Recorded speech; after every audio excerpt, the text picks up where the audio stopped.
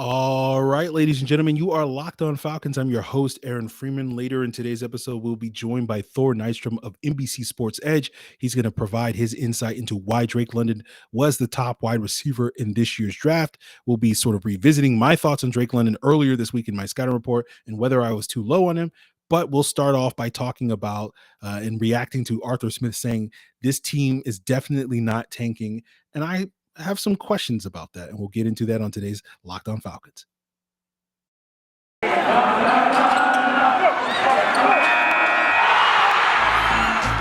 You are Locked On Falcons, your daily Atlanta Falcons podcast, part of the Locked On Podcast Network, your team every day.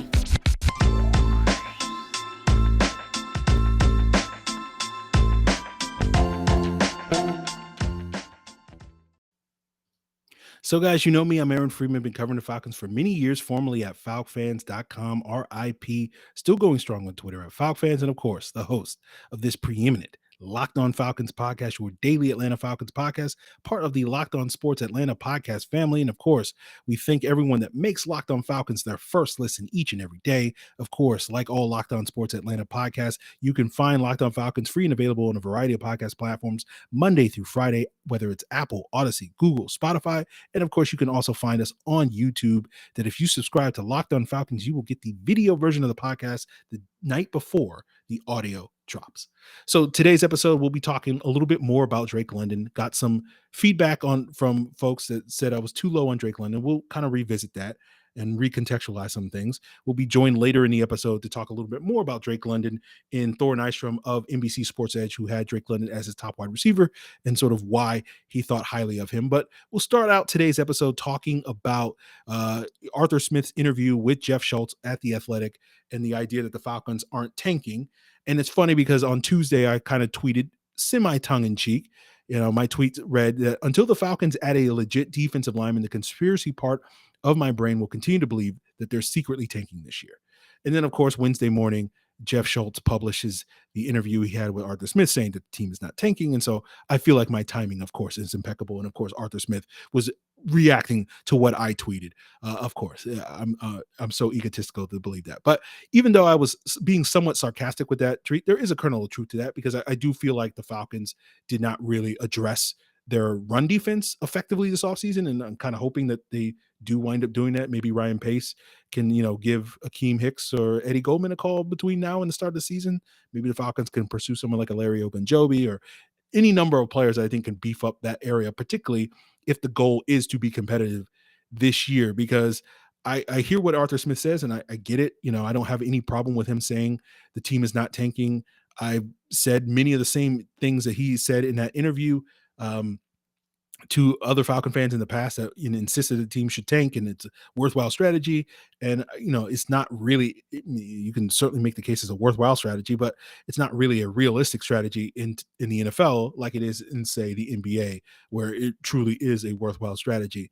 But you've also heard me say this offseason that this is probably the one year where I think you can make a decent case that it is actually advantageous for the Falcons to tank this year, because for me, the one spot on your team where draft position really does matter, where it's meaningful, is at the quarterback position. And until the Falcons have their long-term Matt Ryan replacement, it does make sense for them to potentially maximize their chances of getting the best possible quarterback in next year's draft if they can. Now, obviously, whether or not they want to do that will kind of heavily depend on how Desmond Ridder performs this year. And that's going to be one of the key things that we're going to be focused on. And you will hear me continue to talk about quite a bit over the summer. And again, apologize for all you people that are very much in the Marcus Mariota's going to be great for us this year. But to me, it's just basically it's a ticking clock on Marcus Mariota. I just think whether he starts 6 games, 8 games, 12 games,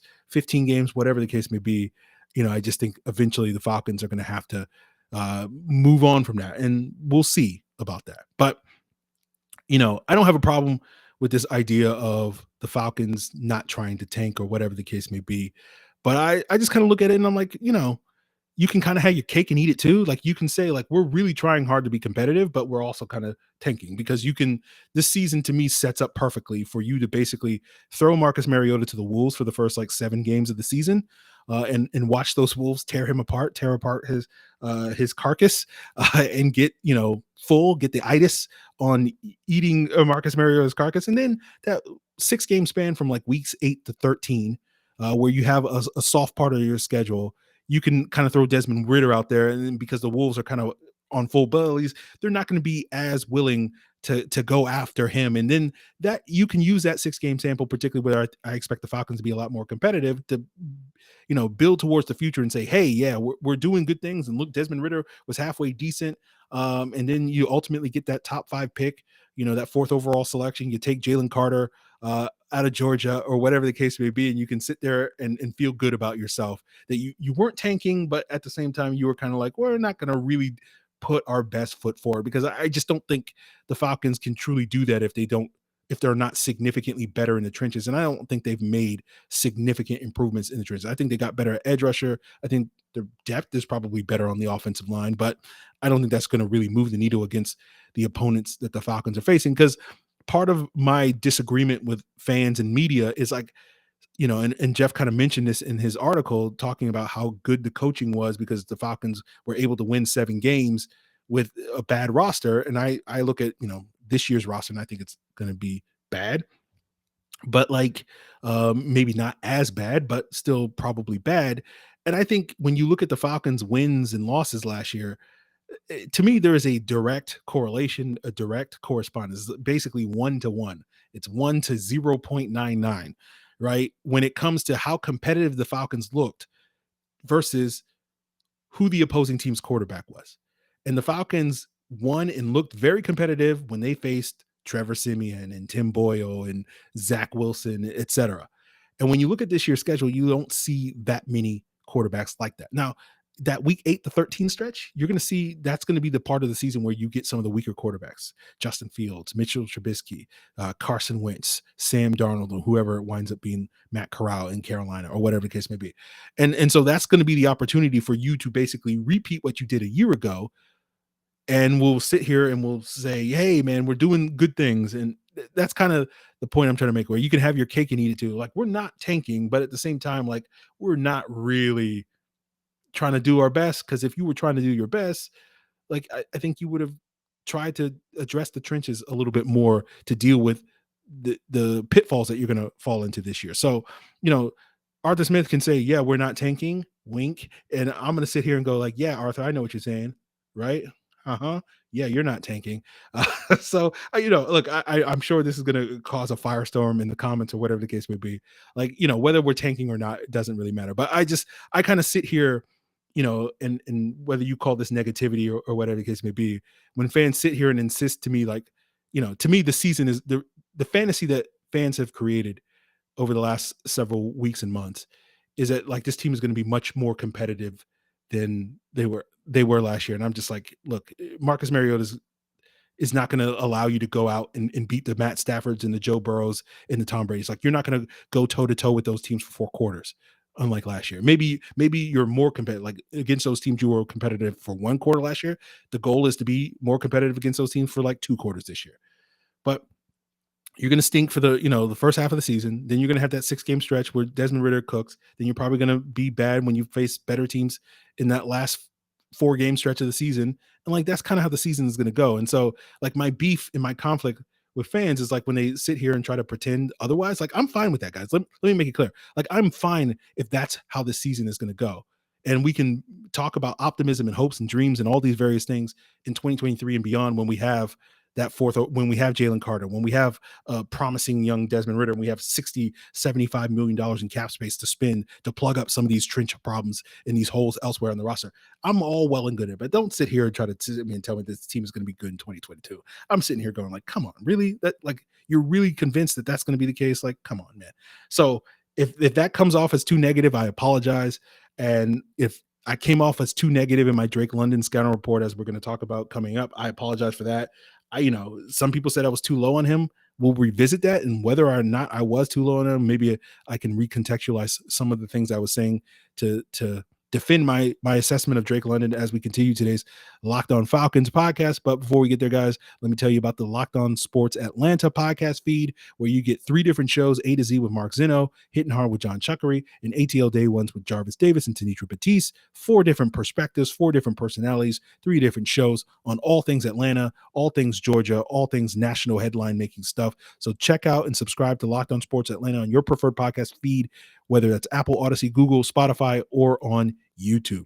And guys, I also want to tell you about Built Bar, the protein bar that tastes just like a candy bar, but it's even better than candy bar, because Built Bars not only taste good, they're good for you. They're low in sugar, calories, and carbs, high in protein and fiber. And all summer long, they're giving you some great flavors like birthday cake puff, brownie batter puff, banana cream pie puff. And the puff flavors are the first protein infused marshmallows, and the birthday cake puff I'm a big fan of. They sent me a free sample. I ordered myself a new box. It's white chocolate, it's sprinkles, it's a birthday treat every single day, but it's good for you. So whether you want to try them or order yourself a mix box or whatever the case may be, head on over to built.com and use the promo code LOCKED15 when you do, and you'll get 15% off your order. That's promo code LOCKED15, LOCKED 15 at built.com. So, guys, tomorrow we will be breaking down Arnold Ebiketie, my scouting report of him. I'm a big fan of him as a prospect. Well, we're 24 hours from me recording that episode, so I don't know exactly where I'm going to fall on him with some of the comps and whatnot. So I'll let that marinate over the next 24 hours.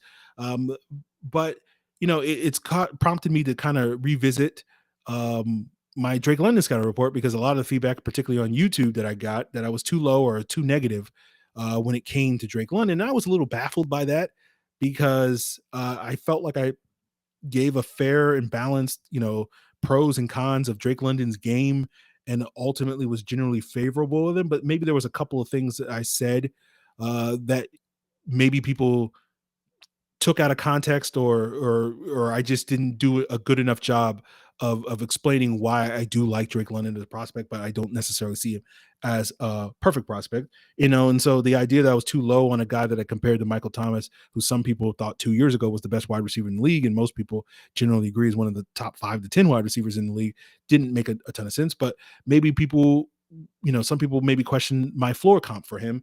And I said Brian Quick, and really settled on Mohamed Sanu. And part of the reason why I moved off of Brian Quick, even though I think as prospects, him and Brian Quick are closer than him and Mohamed Sanu. But I think as the NFL player, I think Drake London I think he's going to be closer to Mohamed Sanu. And I talked about, him catching probably like 60 plus catches, 700 plus yards, like Sanu did pretty consistently throughout his career, especially in his time here in Atlanta. And that's kind of what I expect Drake London to be day one when he comes in the NFL. And maybe I didn't do a good enough job of contextualizing this, but like, that's not a low expectation, guys, because when you understand that stat line, when you go back over the last 10, 12 years of like 500 plus wide receivers that have come into the league and played as rookies, only I think like less than 25 of those guys have had 60 plus catches and 750 plus yards as rookies. And that's kind of what I expect at a minimum that Drake London's going to do. I actually think he'll probably do much better than that, because my expectation, at least sitting here today, is he'll probably wind up with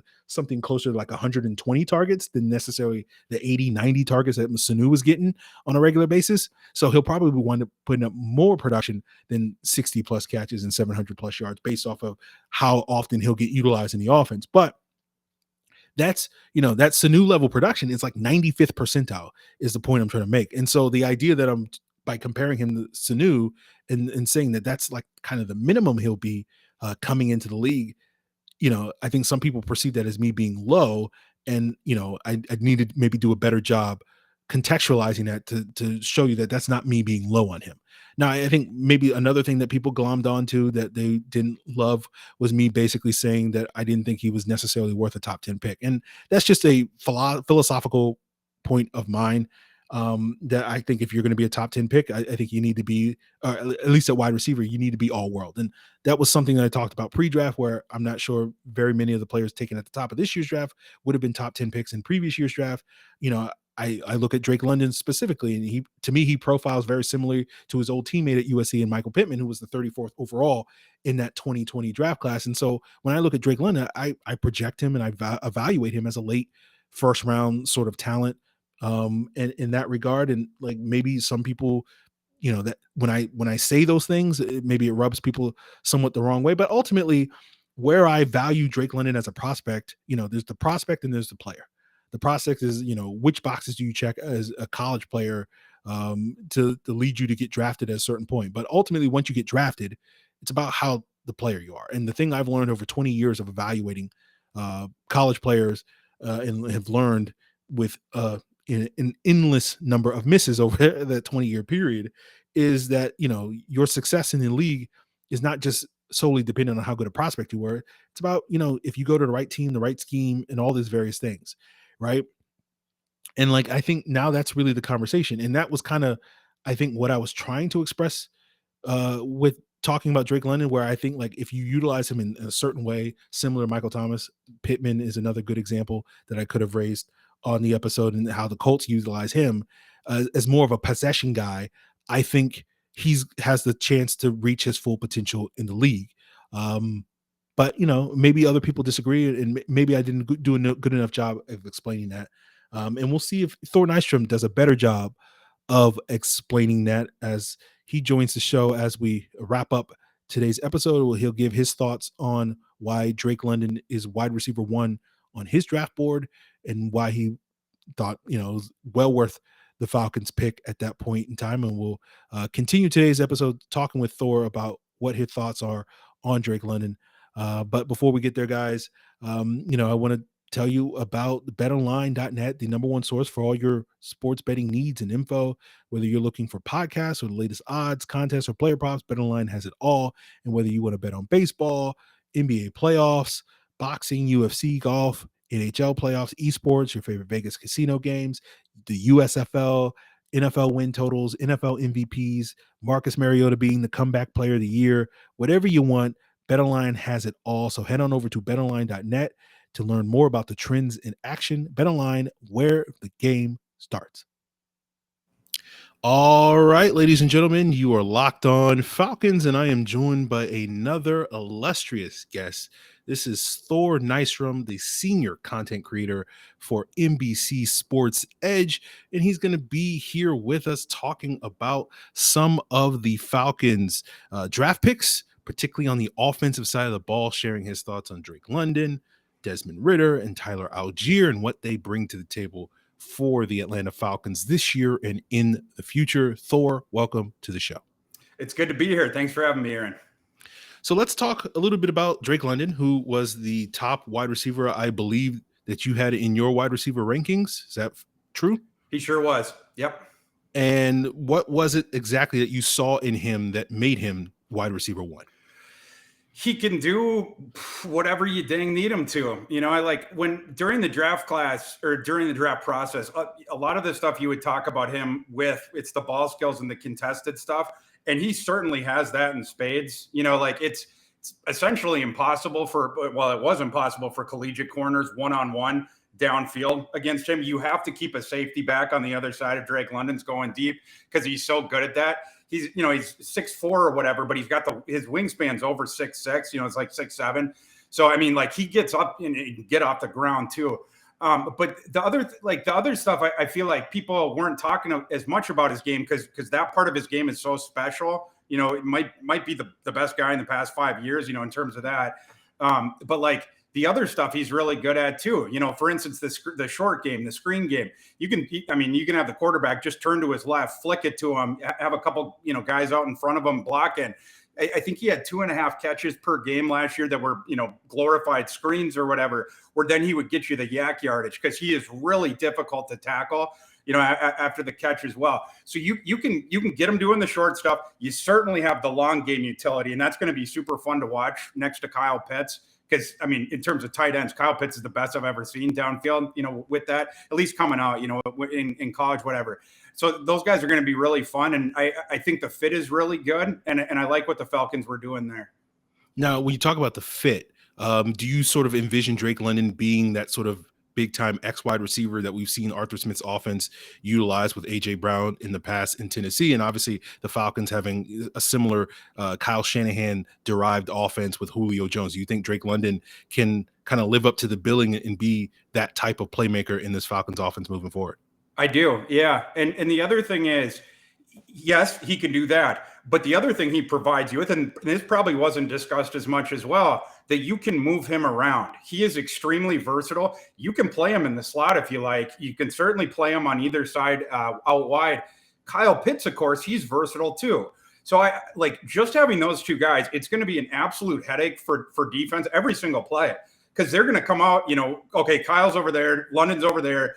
I mean, you're going to see a whole lot of pointing trying to figure out where those guys are, because both of them, you need deep help. Like Kyle Pitts, you're not going to have one guy, where he's going to be able to defend the deep balls against him. And it's the same thing with London. So yeah, I do expect him to mostly be, that X receiver, but you can move him around. And I expect to see a lot of that too. So guys, that's going to do it for us here on today's Locked On Falcons. And we want to thank Thor for coming on and sharing his insights with Drake London. And, I think where Thor and I's opinion kind of overlaps is, we didn't obviously go deep into this, but like that idea of Drake London being versatile and being used inside out. And I think ultimately, and I'm sure this is also going to create a firestorm in the comments.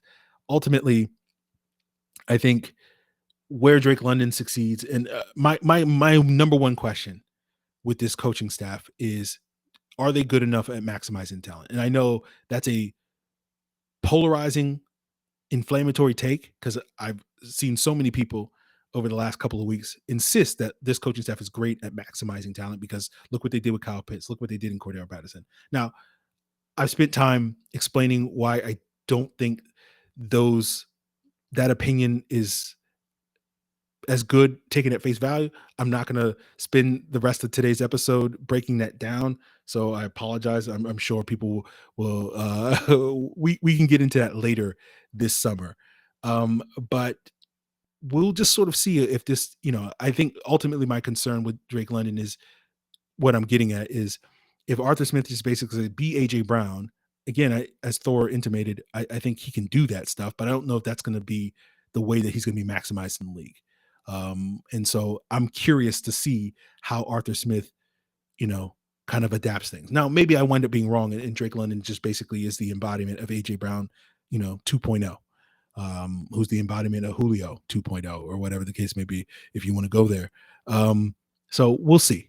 But that will do it for us here, guys. We'll have more from Thor in the coming days and weeks when we get into Desmond Ridder and Tyler Algier, because he has some thoughts on those guys moving forward. And we'll revisit Thor's conversation that I had with him on those future episodes.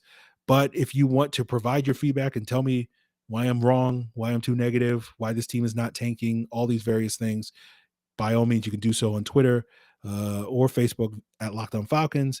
You can send an email to lockedonfalcons@mail.com, or you can leave a comment here on the Locked On Falcons YouTube channel. So guys, thank you for making Locked On Falcons your first listen. Always have recommendations for your second listen. Why not check out the Locked On NFL podcast? Find out, the latest about some of the big contracts given out. James Bradbury's going places. Jair Alexander's getting paid. Who's next, and what's left for NFL teams around the league, this summer. Find it all on Locked On NFL, free and available on all the same podcast platforms you can find Locked On Falcons. Guys, that's going to do it for us. Appreciate it. Till then.